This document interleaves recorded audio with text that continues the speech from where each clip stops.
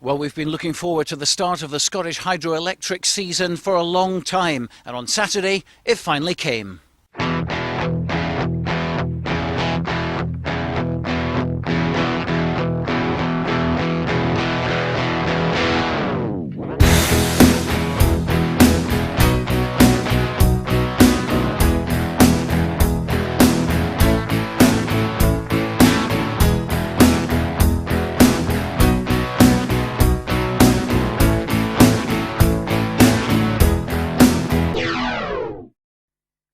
Yes, welcome to Borders Rugby Roundup here at Philippoch once again. 6 days ago, Selkirk won their own 7, so they're on fire at the moment.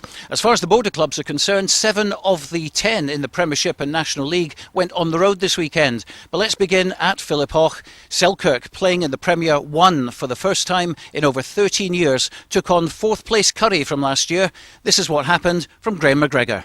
Well, Selkirk always knew it was going to be tough going back up to Division 1, and they certainly found a really hard match today against Curry. But what a fantastic finish it turned out to be. Selkirk's character taking them right the way to the very end of this match. 21-8 up at half-time. Nobody would have given anyone other than Curry a chance of winning this match. But Selkirk, as I say, their character came through. 4 tries to 2. They won the moral victory and they won the match. And it was a fantastic finish here for Selkirk at Philippoch. Great start to their life back in Division 1. The more the game went on, the better we showed, and I showed our fitness came through again in the end. Boys, they kept the shape well, and again some cracking runs with Fraser, and the boys in the forwards as well, back row, done well. Well, one of the toughest places to go and get a result is Millbrae, but that's exactly what Melrose had to do in their first match, taking on Ayr. News of that one, and also Hawick's visit to Goldenacre to take on Heriots, from Richie Gray. Melrose were nilled by Ayr, going down 23-0, but again coach Craig Chalmers felt that points were given away by his own team.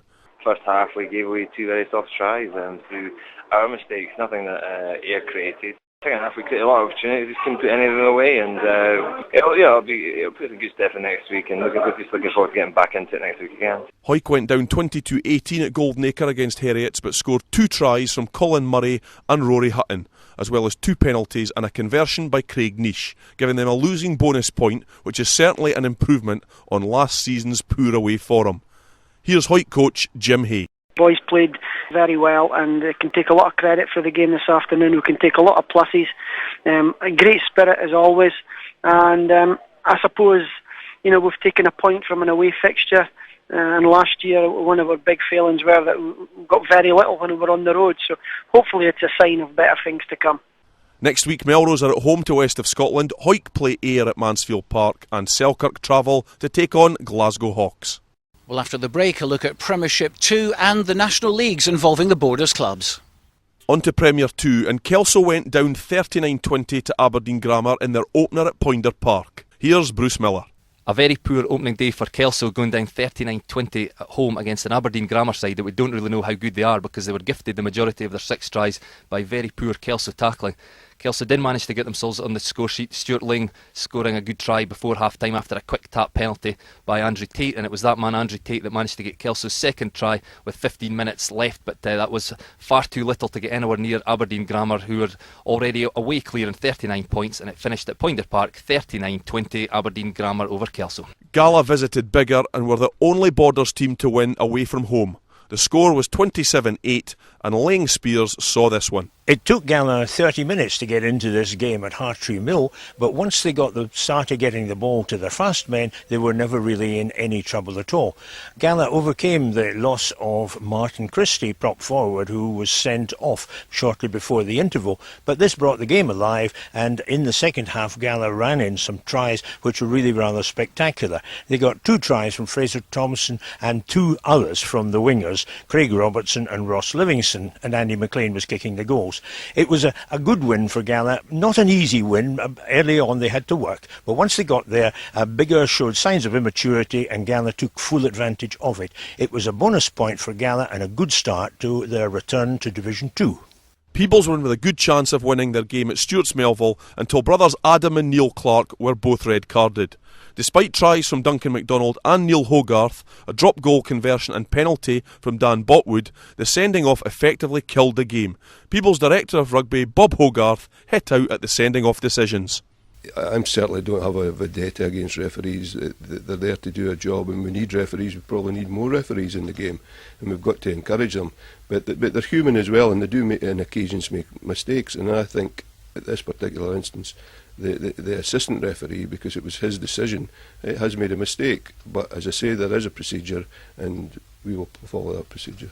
In the other Premier 2 game involving a local side, Scott Laidlaw's red card didn't help Jed Forrest as they went down 25-16 at Dundee.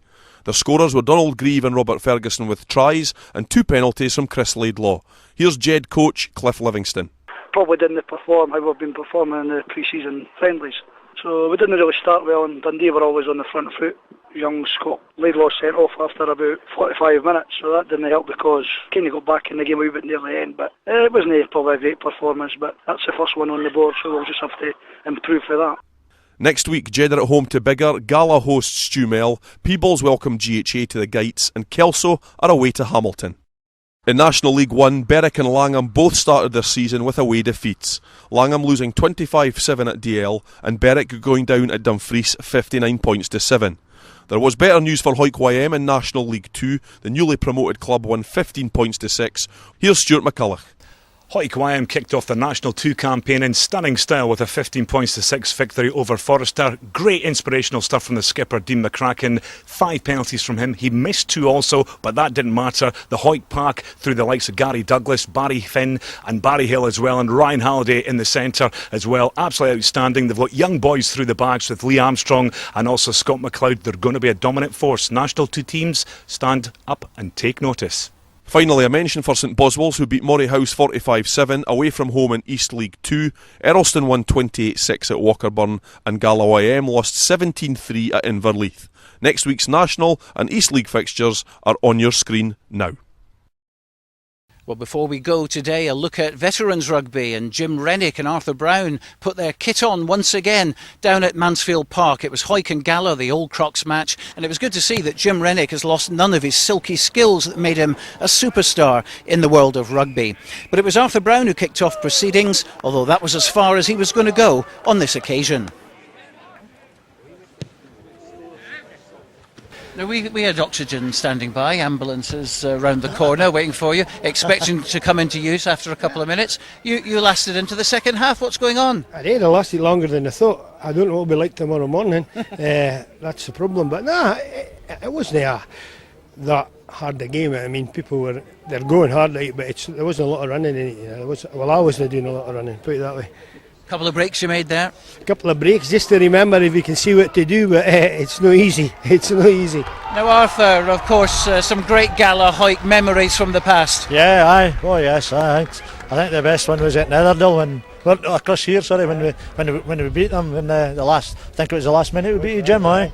I think Dudge scored. Peter Dudge scored in the corner. And what about you from Hawick beating Gala? I'm sure there was a couple of times that did happen. There'll be hundreds of them. Just what I remember, that were always fantastic games, big crowds, maybe sometimes 6-7 internationals in each team. No always, but even if it was a lot often juniors in it, was always a passionate game, and I always remember playing them, and they were great games to play in. And you can see more of that interview at the Hawick Rugby television page on our website. But that's it for this week. Join us again next Monday for Borders Rugby Roundup.